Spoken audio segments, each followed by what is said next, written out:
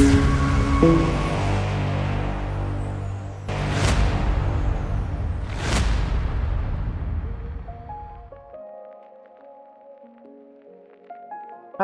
එතකොට දැන් බලන්නකො මේ මේල් මර්ජ් එක ගැන මොකද්ද කියන්න පුළුවන් කියලා.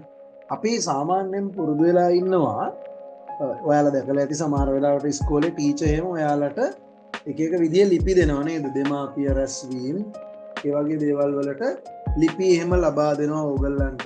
මෙන්න මේ වෙලාවට ඉස්කෝලේට එන්න. මෙන්න මේ උත්සවයේ තියෙනවා දෙමාපියන්ට දන්වන්න කියලා. ඒකෙදී සාමාන්‍ය ක්‍රමේ තමයි ඇත්තටම හුඟක් වෙලාවට මේ වැඩේ කරන්නේ ඉස්කෝලේදී. ඉස්කෝලේ එක ලියුමක් ටයිප් කරලා ඔක ෆොටෝකොපි පන්තියේ ළමයි ඉන්න ගානට ෆොටෝකොපි ගහලා ඊට පස්සේ මොකද කරන්නේ? ළමයාගේ නම හරි දෙමාපියන්ගේ නම හරි ඇතුළත් කරන්න තියෙන තැනින් නම ලියනවා. සාමාන්‍ය කාබන් තීන්ත පෑනකින් ලියලා ඔක ඔයාලට බෙදා දෙනවා. එතකොට සමහර වෙලාවට ඔයාලා දැකලා ඇති වැල් අකුරු කියලා කියන්නේ. සමහර වෙලාවට නම කියව ගන්නත් අමාරු මට්ටමේවා තියෙනවා. ඉතින් ඔන්න ඔය වගේ දේවල් සඳහා තියෙන එක විසඳුමක් තමයි අපිට මේ වර්ඩ් එකකින් ලබා දීලා තියෙන. එහෙම නැත්නම් වදන් සැකසුම් මෘදුකාංග හරහා ලබා දීලා තියෙන මෙන්න මේ මේල් මර්ජ් කියන පහසුකම. හරිද? මේල් මර්ජ් කියන පහසුකම. ඔන්න ඔය වගේ ලියුම් එහෙම ලබා දෙන අවස්ථාවලදී අපිට මේ මේල් මර්ජ් එකෙන් ලොකු සහයෝගයක් අරගන්න පුළුවන්. එකම ලියුම අපි කීප දෙනෙක්ට යවනවා නම් කොහොමද මේ වැඩේ කරන්නේ? මේ බලන්න මේල් මර්ජ් එකක් කරගන්න විදිහ. ඉස්සෙල්ලම අපි කරන්න ඕනේ වෙන්නේ ලියුම ටයිප් කරගන්න එක. අපේ සාමාන්‍ය ලියුම ටයිප් කරලා ඉවර වෙලා ඊට පස්සේ ලියුම බෙදා දෙන්න ඕනේ කට්ටියගේ එඩ්‍රස් එක. එහෙම නැත්නම් අපිට ලියුමේ වෙනස් වෙන්න ඕනේ දේවල් ටික. අපි ඔකට ලස්සන වචනයක් කියනවා. ඔයාලා ඉස්සරහට ඉගෙන ගන්නවා.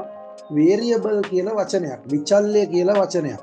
අර ස්ක්‍රැච් එකේ වැඩ කරද්දී එහෙම සමහර වෙලාවට ඔයාලට මේ වචනේ හම්බ වෙලත් ඇති. ස්ක්‍රැච් ප්‍රෝග්‍රෑමින් එහෙම කරනකොට වේරියබල් කියලා වචනයක් ඔබට හම්බ වෙනවා. හරිද? ඒකෙදි ඔය ලියුමේ ස්ථිරව පවතින්න ඕනේ දේවල් ටික අපි ලියුමේ ටයිප් කරනවා. වෙනස් වෙන්න ඕනේ දේවල් ටික විතරක් ලිපින ලයිස්තුවේ එහෙම නැත්නම් ඩේටා ලිස්ට් එකේ ටයිප් කරලා ගන්නවා. එතකොට අපිට පුළුවන් ඔය ඩේටා ලිස්ට් එකේ තියෙන වෙනස් විය යුතු කරුණු ටික ලියුමේ අදාළ ස්ථානවලට දාලා ලියුම වෙනස් වෙනස් ආකාරයෙන් මුද්‍රණය කරලා අරගන්න. ඔන්න බලන්න මේල් මර්ජ් එකකදී ඔකට අපි සිංහලෙන් කියනවා තැපැල් මුසුව කියලා. හරි ලස්සන වචනයක්, තැපැල් මුසුව. ඔන්න මේකෙදී අපි පාවිච්චි කරන ප්‍රධාන දේවල් එහෙනම් දෙකක් තියෙනවා. ඔයාලගෙන් විභාගෙදී ප්‍රශ්නයක් අහන්න පුළුවන්. තැපැල් මුසුවේදී එහෙම නැත්නම් මේල් මර්ජ් එකකදී පාවිච්චි කරන ප්‍රධාන දේවල් දෙක මොනවාද කියලා. එතකොට මේක එකක් තමයි ප්‍රධාන ලිපිය. හරිද? ඔන්න බලන්න මේ ලිපියේ ලක්ෂණ තමයි පොදු. එහෙම නැත්නම් වෙනස් නොවන කොටස් තියෙන ලෙටර් එක, ලියුම. හරි? ඊළඟට දෙවැනි කොටස තමයි දත්ත ලයිස්තුව. වෙනස් වෙන්න ඕන තොරතුරු ටික තියෙනවා. දත්ත ලයිස්තුව ගැන කතා කරන්න ඕනේ. දැන් ප්‍රධාන ලිපිය ගැන ගැටලුවක් නෑනේ. අපි word processing lesson කීපයක් කළා. ඒකෙදි අපි කිව්වා මේ ලියුම ටයිප් කරන්නේ කොහොමද කියලා. දැන් අදත් වෙන්නනම් එතකොට දත්ත ලයිස්තුව කියන එක තමයි ගොඩක් විශේෂ වෙන්නේ. බලන්න දත්ත ලයිස්තුව කියන එක Excel ෆයිල් එකක තියෙන්න පුළුවන්. එහෙම නැත්නම් Word එකේම අලුත් data list එකක තියෙන්න පුළුවන්. එහෙමත් නැත්නම් වෙනත් database එකක තියෙන්න පුළුවන්. මේ වචන තුනෙන් ඔයාලට ගොඩක්ම හුරු පුරුදු වචනේ තමයි මෙන්න මේක. Word වල අලුත් list එකක කියන එක. ඒක තමයි මුලින්ම අපි කතා කරන්න තියෙන්නේ. මොකද වදන් සැකසුමට පස්සේ word processing වලට පස්සේ තමයි අපිට කතා කරන්න තියෙන්නේ Excel ෆයිල් එකක සහ මෙන්න මේ වචනේ වෙනත් database එකක කියන වචනේ තවත් සංකීර්ණ වෙනවා ඉස්සරහට. ඒ කියන්නේ මේ word processing සහ පැතුරුම්පත spreadsheet ඉගෙන ගත්තට පස්සේ ඔයාලා ඉගෙන ගන්නවා database කියන lesson එක. එතකොට මෙන්න මේ අපි නිර්මාණය කරන list එකේ ලයිස්තුව ඇතුලේ අපිට තියෙන්න පුළුවන් අර ලිපියේ වෙනස් වන සියලුම දේවල්. එතකොට විභාග ප්‍රශ්නයකදී ඔබෙන් අහන්න පුළුවන් මේල් මර්ජ් සඳහා යොදා ගන්නා දත්ත ලයිස්තු ගත කළ හැකි ආකාර මොනවද කියලා. මේල් මර්ජ් සඳහා යොදාගන්නා දත්ත ලයිස්තු වල වර්ග මොනවද කියලා. ඒකෙදි පළවෙනි පියවර දැන් අපි දන්නවනේ ප්‍රධාන ලිපිය සකස් කරනවා කියලා. ප්‍රධාන ලිපිය සකස් කරලා අපි ටෙම්ප්ලේට් එකක් හදාගන්න, බ්ලොක් එකක් හදාගන්න. ඊළඟට දෙවැනි පියවර විදියට ඩේටා ලිස්ට් එකක් දත්ත ලයිස්තුව නිර්මාණය කරනවා. එහෙම කරලා තුන්වෙනි පියවර විදියට, ඒක ඇත්තටම විශේෂ පියවරක්. තුන්වෙනි පියවර විදියට මේල් මර්ජ් ෆීචර් එක ඇක්ටිවේට් කරන්න ඕනේ. කියන්නේ මේල් මර්ජ් කියන ටූල් එක, අපි ඒක ෆීචර් එකක්, ඇත්තටම ටූල් එකකට වැඩිය ෆීචර් එක මෙන්න මේ විකල්ප ක්‍රමවේදය ක්‍රියාත්මක කරන්න ඕනේ. හරිද? මේක ක්‍රියාත්මක කරන්න ඕනේ. මම ඊළඟ පියවර විස්තර කරලා නැවත මේ ස්ලයිඩ් එකට එන්නම්. එතකොට මේල් මර්ජ් ෆීචර් එක තේරුවට පස්සේ මෙන්න තියෙනවා ඩේටා ටික තියෙන ස්ථානය කොහෙද කියලා. අපි කලින් කිව්වේ ඩේටා ලිස්ට් එකක් හදනවා කියලා. ආන්ගේ ලිස්ට් එක තියෙන තැන අපි එතනින් සොයා ගන්න ඕනේ. ඊළඟට අපි අපේ ලියුමේ අර වෙනස් වෙන්න ඕනේ කොටස් තියෙන තැනට මේල් මර්ජ් කරපු ෆීල්ඩ්ස් ටික, එහෙම නැත්නම් අවශ්‍ය වේරියබල් ටික, වෙනස් විය යුතු කරුණු ටික ඇතුළත් කරන්න ඕනේ. ඔන්න වැඩේ ඉවරයි. හරි. දැන් ඔබ බලන්න ඇති එකපාරටම මම මේක කෝච්චිය වගේ කියාගෙන ගියා. දැන් මේ මර්ජ් ෆීල්ඩ් කියලා කිව්වේ මොනවද? ඊළඟට මේ ඩේටා ලොකේෂන් එක දත්ත ටික කිව්වේ කොහෙද තියෙනේවද? ඊළඟට මේ විකල්පය මොකක්ද කියලා හිතනවා ඇති. හරි. විකල්පය ඔක්කොම ටික පෙන්නන්නම්කෝ. බලන්න. මම දැන් Word එකේ Microsoft Word එකේ අලුත් ડોකියුමන්ට් එකක් ඕපන් කරගෙන තියෙනවා. ඔන්න ඔබට මේක පැහැදිලිව පේන්න ඕන නිසා මම මේකේ ෆොන්ට් සයිස් එක ටිකක් ලොකු කරන්නම්. එතකොට බලන්න ලේසි වෙයි. සාමාන්‍ය ලියුමක් ඉතින් එච්චර ලොකු අකුරෙන් ගහන්නේ නැහැ. මොකද ඔබට පැහැදිලිව පේන්න අවශ්‍ය නිසා මම මේකේ අකුරු සයිස් එක ටිකක් ලොකු කරලා තියන්නම්. බලන්නකො දැන් අපේ ලියුමක අපි මෙන්න මේ කොටසේ දැන් අපේ නම ගහ ගන්නවා මෙහෙම තුපුන් සුලක්ෂණ. මම ගහලා ඔන්න අපේ ඇඩ්‍රස් එක 123 අමර රෝඩ් පාදුක්ක ඔන්නෝම කියලා ඇඩ්‍රස් එක ගහනවා. ඊළඟට ඊළඟ එක්කෙනාගේ නම කවුද? දැන් ලියුමේ ඊළඟ ටික දාමු සෝමලතා පෙරේරා 225 ඔය හරි පාදුක්ක රෝඩ් පාදුක් ඔන්නෝම කියලා ඇඩ්‍රස් එක ගැහුවා. ගහලා ඉවර වෙලා මාතෘකාවක් දානවනේ ලිපියට classroom meeting නම් කියලා දානවා. දාලා මේකේ settings ටිකේම ඔබ දන්නවා හදාගන්න දැන් වෙනකොට මේ settings ටික දාගන්න. දැන් මේකේ ඉතුරු content එක kindly note that there will be a classroom meeting on 2025 කියලා දැම්මා. 10 වෙනි මාසේ ඔක්තෝබර් දැම්මා. 20 කියලා දැම්මා. at premises කියලා දැම්මා. හරිද? දැන් මේකේ මේ ලියුම හැටියට හොඳට බලන්න ලියුම ලියන්නේ මම නම් මගේ විස්තර ටික එකක් නේ. ඒ ටික වෙනස් වෙන්න අවශ්‍ය නැහැනේ. එතකොට මේකෙදි වෙනස් වෙන්න ඕනේ වෙන්නේ මෙන්න මේ ටික විතරයි. සෝමලතා පෙරේරා 225 පාදුක්ක රෝඩ් පාදුක්ක. ඔන්න ඔය කියන කොටස විතරයි විචල්යක් විදියට වෙනස් වෙන්න අවශ්‍ය. දැන් මේ තියෙන විදිහට අපි ටයිප් කරගත්තොත් වෙන්නේ ඔහොම ලියුම කොපි කරලා මෙහෙම කොපි කරගෙන අලුත් පේජ් එකකට ගිහිල්ලා මේක පේස්ට් කරගන්න. කරලා මේ ටික වෙනස් කරනවා. අමරපාල බෝධිවංශ 263 අමරන රෝඩ් පස්යාල ඔන්නෝම කියලා දාලා එකින් එකට ටයිප් කරන්න ඕනේ. එහෙම නැත්නම් මේකට අපි කරන ලේසිම වැඩේ තමයි හුඟක් වෙලාවට මෙන්න මේ පේලිය ඉවත් කරලා ඔන්න ඔහම තිත් පේලියක් ගාගන්න. ඕක තමයි ලේසිම ක්‍රමය. මේක කොපි කරලා ඉවර වෙලා ඔන්න ඔහම ලයින් දෙකක් විතර පේස්ට් කරලා තියෙනවා. මෙතනින් පෑනක් අරගෙන ලියනවා. ඉතින් බලන්නකෝ අච්චර හොඳට ලියුම ටයිප් කරලා මෙන්න මේ ටිකේ පෑනක් අරන් ලියනවා. වැඩේ ටිකක් සුදුසුන් අදි නේද? ඔය වගේ ගැටලුවක් තියෙනවා. දෙන්න දැන් අපි අපේ අර පියවර 6 හැටියට දැන් ප්‍රධාන ලියුම ටයිප් කරලා ඉවරයි. ප්‍රධාන ලිපිය ටයිප් කරලා ඉවරයි. දැන් තියෙන්නේ දත්ත දත්ත ලිස්ට් එක ඩේටා ලිස්ට් එක නිර්මාණය කරගන්නයි යන්නේ. මෙන්න මෙහෙමයි ඩේටා ලිස්ට් එක හදන්නේ. අර අපි කිව්වේ අපේ වදන් සැකසුම් මෘදුකාංගයේ ඇතුළෙම වර්ඩ් සොෆ්ට්වෙයාර් එක ඇතුළෙම ඩේටා ලිස්ට් එකක් හදනවා කියලා. මෙහෙමයි කරන්නේ. මම යනවා මේලින්ග්ස් කියන රිබන් එකට. මෙන්න මේලින්ග්ස් රිබන් එකට ගියා. මෙතන ඔබට පේනවා ඇති select recipients කියලා බොත්තමක් තියෙනවා. drop down menu එකක් තියෙනවා. ඔන්න මම select recipients කියන එක ක්ලික් කළා. එතකොට ඔබට ඔප්ෂන් තුනක් එනවා. type a new list, use an existing list සහ choose from outlook context කියලා.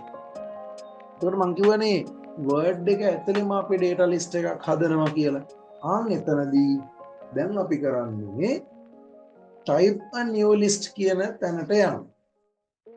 select recipients එකෙන් type a new list කියන menu එකට යනවා. එතකොට ඔබට ලැබෙනවා මෙන්න මේ වගේ වගුවක්. බලන්න සාමාන්‍යයෙන් අපි කෙනෙක්ගේ තොරතුරු එකතු කරනකොට ඒ එකතු කරන සියලුම තොරතුරු මේක ඇතුලේ තියෙනවා. දැන් මම මේකේ නම් 3ක් විතර දාගමු. අපි මෙන්න මෙහෙම දාමු. ටයිටල් එක දාගන්නවා මිස්. අපි දැන් මම දැන් ඔයාලගේ විස්තරය දාන්න යන්නේ. ෆස්ට් නේම් එක අපි දාමු ඩිලක්ෂි. හරිද? ලාස්ට් නේම් එක නිකන් මම ගෙස් කරලා දාන්නම් එහෙම. රණතුංග අන කම්පැනි නේම් එකක් නෑ. ඇඩ්‍රස් ලයින් 1 එකට අපි දාමු අංක 78 ලයින් 1 එකනේ. ඊළඟට ලයින් 2 එකට දාගන්නවා බත්තර මුල්ල රෝඩ් කියලා. සිටි එකට දාගන්නවා කොස්වත්ත කියලා. හරි. ඔන්න දැන් එක්කෙනෙක්ගේ විස්තර හරි. ඊළඟට new entry කියන තැන ක්ලික් කරනවා. එතකොට අපිට තව එකක් එනවා. කියලා දාලා අපි මෙතනින් OK එක ක්ලික් කරගන්න. දැන් එතකොට මෙයා අහනවා මෙන්න මේ දත්ත ලිස්ට් එක data list එක ගබඩා කරලා තියන්න තැනක්. සාමාන්‍යයෙන් මේක ගබඩා වෙන්න අහන්නේ අපේ පරිගණකයේ documents folder එක ඇතුලේ තියෙනවා my data sources කියලා folder එකක්. office package එක install කරනකොට ස්වයංක්‍රීයව නිර්මාණය වෙන folder එකක්. අපි එතකොට මේ my data sources එකම දැනට පාවිච්චි කරමු මේ සඳහා. ඒතර මම මේකට දානවා classroom meeting data list. ඔන්න මම මේකට නම දැම්මා. දාලා මේක save කරනවා. save කරපු ගමන් ඔයාලට මෙන්න මේ buttons ටිකේ වෙනසක් පේනෙන්න ඇති. ඉස්සෙල්ලා මේ button set එක තිබුණේ මෙන්න මේ වගේ hide වෙලා. ඒ කියන්නේ click කරාට වැඩ කරන්නේ නැහැ. disable වෙලා තිබුණේ. දැන් අර data ටික save කළා විතරයි මේ බටන් ටික අපිට පාවිච්චි කරන්න පුළුවන් වුණා. දැන් මේ තිච් එක අපිට වැඩක් නැහැ. තිච් එක අයින් කරලා දාමු. දැන් බලන්න මට මුලින්ම ඕනේ මේ ලියුම ලබන කෙනාගේ නම. එතකොට මතක තියාගන්න මෙන්න මෙතන insert merge field කියන තැනට ගියාම ඔයාලට මේකේ ගොඩාක් විස්තර පෙන්නනවා. මේ තියෙන merge කරලා තියෙන fields ටික variable ටික. අපි එයාගේ අපි මේ ඇතුළත් කරන්න යන කෙනාගේ ටයිටල් එක මුලින්ම දාගන්නවා. ඔන්න ටයිටල් කියලා. එතකොට ඔබට පේනවා මේ බලන්න අමුතු අයිකන් එකක් කියන්නේ ටයිටල් කියලා දෙපැත්තෙන් ඕනික වරහන් ටිකක් එනවා. ඊළඟට අපි දාගන්නවා ෆස්ට් නේම් එක පළවෙනි නම. ඊළඟට ස්පේස් එකක් තියලා දාගන්නවා ලාස්ට් නේම් එක. දැන් ඔන්න මේක වැඩ කරන විදිය පෙන්වන්නයි යන්නේ. ඊළඟට අපි කමාවක් දානවනේ. සාමාන්‍යයෙන් මේ බලන්න මෙන්න මෙතනින් මෙතනක් තියලා නැහැ නේ නේද? කමාව නැතුව යමුකෝ. මෙන්න මේ ලිපිනය දාගන්නයි යන්නේ.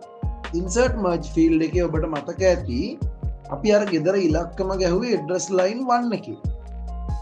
එතකොට අපි address line 1 එක දාගන්න. දැන් ඔබට හිතේ මේක මේ ගොඩාක් දිගයිනේ address එක කියලා. නෑ නෑ. මේ පෙන්නන්නේ variable එකේ නම මේක ගොඩාක් කොට වෙනවා. හරි? ඒක address line 1 එක දාලා අපි ස්පේස් එකක් තියලා line 2 එක දාගන්න. හරිද? ඔන්න දැන් මම කියන්නේ අංකේ සහ පළවෙනි ලයින් එක ගැහුවා ඇඩ්‍රස් එකේ. ගහලා කමාවක් තියලා පනිනවා ඊළඟ ලයින් එකට. ඊළඟ ලයින් එකට ගිහිල්ලා දාගන්නවා සිටි එක. හරි දාලා නැවතුම් තිත තියෙනවා. ඔන්න දැන් මේල් මර්ජ් වැඩේ සම්පූර්ණයි. සම්පූර්ණද තාම නෑනේ නේද ඊළඟට මෙන්න මෙතන තියෙනවා preview result කියලා බටන් එකක් හොඳට බලන් ඉන්න වෙන වැඩි මම මේ preview result එක press කරපු ගමන් දැක්කද මේ බලන්න මේ අර තිබුණ විචල්‍යයන්ගේ නම් variable name ටික නැතුව ගිහිල්ලා ඉන්න බලන්න නමක් ඇවිල්ලා තියෙනවා මේ තමයි පළවෙනියට මම ටයිප් කරපු නම ඩිලක්ෂිරානතුංග ඒතකොට කො අනිත් එක අනිත් ලියුම බලන්න පුළුවන් අපිට මෙන්න මෙතන තියෙනවා මේ බලන්න එහාට next ඔන්න බලන්න මේ ලියුමට වෙන වැඩි ලියුම එහෙම්මම තිබුණා මේ ටික වෙනස් වෙන්න ආයෙම ඊළඟ එකට ගියාම ලියුම ඒ විදියමයි අදාළ දත්ත ටික විතරක් වෙනස් වෙලා තියෙනවා දැන් එතකොට ඔන්න ලියුම හදලා ඉවරයි දැන් තියෙන්නේ මුද්‍රණය කරගන්න මේ බලන්න finish and merge කියන තැනට ගියාම අපිට පුළුවන් ලියුම් ටික වෙන වෙනම print කරගන්න දැන් මෙතන ලියුම් තුනක් තිබුණා මේ බලන්න මම මේකට යනවා print documents එතකොට ඔබෙන් අහනවා merge to printer කියලා window එකක් ඇවිල්ලා අහනවා මොන documents ටිකද මොන ලියුම් ටිකද print කරන්න ඕනේ කියලා ඔන්නම් අපිට මෙතන all කියන option එකෙන් අපි හදාපු හැම ලියුමක්ම print කරන්නත් පුළුවන් එහෙම නැත්නම් අපි දැන් මේ විවෘත කරලා තියෙන ඕපන් වෙලා තියෙන ඩිලක්ෂිගේ ලියුමනේ එයාගේ ලියුම මෙතන කරන්ට් රෙකෝඩ් එකට දාලා print කරගන්නත් පුළුවන් ඒ ලියුම විතරක් හිමත් නැත්නම් අපි හිතමුකෝ පන්තිය ළමයි 20 දෙනාගෙන් මේ තෝරාගත්තු පිරිසක් විතරයි මේ පළවෙනි ලියුම් පහ විතරයි print කරන්න ඕනේ එතකොට අපි මෙතන එකේ සිට පහ දක්වා කියලා දෙනවා දාලා මේක ඕකේ කරපු ගමන් ලියුම් ටික print වෙන්න පටන් ගන්නවා එතකොට ඔබට මතක ඇති මං කිව්වා අර අපි වර්ඩ් එකේම තියෙන data list එක වෙනුවට එළිය වෙන කොහේ හරි ගබඩා කරපු data list එකක් පාවිච්චි කරන්න පුළුවන් කියලා. ඒක තමයි Excel එකක save කරපු data list එකක් කියලා. අන්න ඒක කරගන්නේ කොහොමද කියලායි ඊළඟට කියලා දෙන්න යන්නේ. අපි Excel එකට මාරු වුණා මේ තියෙන Excel කියන මෘදුකාංගය ඔබට ඉදිරියට ඉගෙන ගන්න තියෙනවා පැතුම් පත් ගැන. මේක මම දාගන්නවා මොකුත්ම headers දාගන්නේ නැහැ මට ඉතින් ලේසියට මම මේක දාගන්නවා MR Mr සිංහල මාධ්‍යම Mr අමර බන්දු එයාගේ මම නිකන් ගෙස් කරලා දාගන්නවා Mr කියන්නේ එයාගේ ටයිටල් එක ඊළඟට අමර කියන්නේ එයාගේ ෆස්ට් නේම් එක බන්දු කියන්නේ ලාස්ට් නේම් එක ඊළඟට ඔන්න 22 කියන්නේ එයාගේ ගෙදර ලිපිනේ අංකය කටුවාන රෝඩ් කියන්නේ යාගේ ගෙදරට යන පාර කියන්නේ ඇඩ්‍රස් එකේ පළවෙනි ලයින් එක ඊළඟට පාදුක්ක කියන්නේ ඇඩ්‍රස් එකේ දෙවෙනි ලයින් එක. ඔන්න ඔය විදිහට මම මේකට තව data දෙකක් දාගන්නවා. මිසිස් සොමාලි ජයරත්න. එහෙම 89 දෙහිවල රෝඩ් දෙහිවල. ඔන්න ඇඩ්‍රස් ටික දැම්මා. දැන් මේ data list එක ඔබට ඒකත් කියන්න බෑ දැන් මේ data list එක අපි හදිසියෙන්ම type කරගන්න අවශ්‍ය නැහැ. එහෙනම් මේක කොහෙද තියලාද ගන්නෙ? ඔබ දන්නවද? සාමාන්‍යයෙන් පාසලේ ඕනම දෙයකදී එහෙම නැත්නම් ඔබ කවදා හරි රැකියාවකදී හරි එහෙම නැත්නම් මේ වගේ වැඩකදී ඔබ ළඟ කලින්ම නිර්මාණය කරපු මේ වගේ Excel එකක data sheet එකක් සාමාන්‍යයෙන් තියෙනවා. මේ වගේ විස්තර ඕනම කෙනෙක් එකතු කරගෙන ඉන්නවා contact list එකක් විදිහට. එතකොට ඒක අපිට පාවිච්චි කරන්න පුළුවන්. මේ දැන් අපි අපේ වැඩසටහන වැඩේට තමයි මේ අලුතෙන් එකක් හැදුවේ. හරි බලමුකෝ. මෙන්න මේක ගිහිල්ලා මම මෙතනින් ෆයිල් සේව් කියන තැනින් මම ගිහිල්ලා සේව් කරගන්න. කොහෙටද සේව් කරන්නේ? දාගමු ඩවුන්ලෝඩ්ස් වලට. දැන් මම ලේසියට ඩවුන්ලෝඩ්ස් වලට දාගන්නවා මම මේක ගිහිල්ලා classroom data list අපි ඉස්සෙල්ලා දැන් මේ documents වලනේ documents වල my data sources ඇතුලේ classroom data list කියන Excel document එක දැන් ගබඩා කරගන්නවා. මොන්න දැන් මේක save වෙලා ඉවරයි. දැන් වැඩේ ලේසි. දැන් අපි යමු අපේ අර කලින් ලියලා හිටපු ලියුමට. මොන ලියුමට ගියා? ලියුමේ මේ ටික ඉවත් කරගමු. දැන් මෙන්න මෙතනට තමයි අර කියන නම් ටික සහ විස්තර ටික දාගන්න තියෙන්නේ. හරි නම් ටික සහ විස්තර ටික දාගන්න තියෙන්නේ. දැන් අපි ඉස්සෙල්ල කලේ වර්ඩ් එක ඇතුලේ තිබුණ ඩේටා ටිකක් පාවිච්චි කළානේ. බලමුකෝ එළියේ තියෙන ඩේටා ටිකක් පාවිච්චි කරන්නේ කොහොමද කියලා. හරිද? එළියේ තියෙන ඩේටා ටිකක් පාවිච්චි කරන විදිය බලමු. ඒකත් ඉස්සෙල්ල වගේම මේ ලින්ක්ස් එකට ගියා. ගිහිල්ලා select recipients කියන මෙනු එකට එනවා. select recipients කියන මෙනු එකට එනවා. එතනට ආවට පස්සේ තියෙනවා choose an existing list. choose an existing list. අපි ඔන්න ඔතනට යමු. ඔන්න ඔතනට යමු. ඔන්න ඔතනට ගියාට පස්සේ classroom data list කියලා අපිට Excel document එකක් ලැබෙනවා. අපි ඒක ඩබල් ක්ලික් කරලා ඔන්න විවෘත කරගත්තා classroom. ඔන්න බලන්න ආයෙම සැරයක් select recipients එකට ගිහිල්ලා use an existing list එකට ගිහිල්ලා මෙන්න මේ classroom data list මගේ අර Excel document එක මම මෙතනින් open කරගන්න. එතකොට මේ විදිහට open වෙනවා. මෙතන මතක තියාගන්න අපි අර ඉස්සෙල්ලා Excel document එකේ නිකම්ම නම් list එක ගහගෙන ගියානේ. පළවෙනි row එකේ මොකුත් දැම්මේ නෑනේ name, age, header මොනවාද line 1 line 2 කියලා. ඒ නිසා මෙන්න මේ ටික් එක අයින් කරන්න. මේක දාලා තියන්න එපා. දාලා අපි මෙතන okay කියන එක ක්ලික් කරනවා. කළාට පස්සේ ඔන්න අපි ආයෙම යනවා ඉස්සෙල්ලා වගේම insert merge field කියන තැනට. මෙතනට ගියාම බලන්න අර ඉස්සෙල්ලා තිබුණ ගොඩාක් ලොකු list එක නැතුව ගිහිල්ලා අපිට ඇවිල්ලා තියෙනවා පොඩි දේවල් ටිකක්. අපි දාගමු ඔන්න Mr. ඊළඟට තිතක් තිබ්බා අමර. ස්පේස් එකක් තිබ්බා බන්දු. කමාවක් තිබ්බා. ඊළඟට address එක M22 ස්පේස් එකක් තිබ්බා කටුවාන රෝඩ් කමාවක් දැම්මා ඉස්සෙල්ලා වගේම පාදු ඩොට් එකක් තිබ්බා බලන්න ප්‍රිවිව් රිසල්ට් එකට ගියාම ඔන්න අපිට අර කියන අයගේ සොමාලි ජයරත්න ඈ එහෙම නැත්නම් දැන් අමරගේ විස්තර ටික එහෙම නැත්නම් අමාලි පෙරේරාගේ විස්තර ටික අපිට බලා ගන්න පුළුවන්. ඒතර මේකෙදී අපි අමතර දෙයක් විදිහට කළේ මොකද්ද? අර එළියේ තියෙන external document එක Excel document එක පාවිච්චි කරපු එක විතරයි.